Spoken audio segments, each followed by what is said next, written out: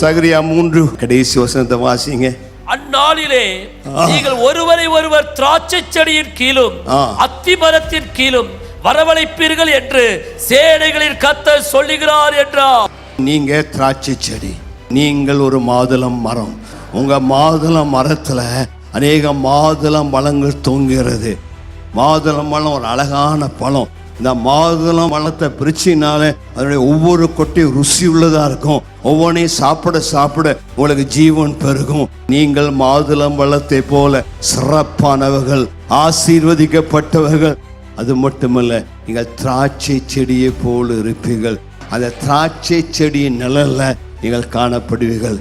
நீங்க உங்களை பார்த்தா குத்து குத்தா தொங்குது உங்க வாழ்க்கையில பழம். உங்க வாழ்க்கையில ஆசீர்வாதங்கள் கொத்து கொத்தா ஒவ்வொன்றும் குண்டு குண்டு திராட்சை பழம். ஒவ்வொன்றும் அவ்வளவு பெருசு பெருசா இருக்குது.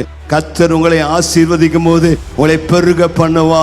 திராட்சை கொலைகளை போல, திராட்சை பழங்களை போல உங்கள் வாழ்க்கை செழிக்கும்.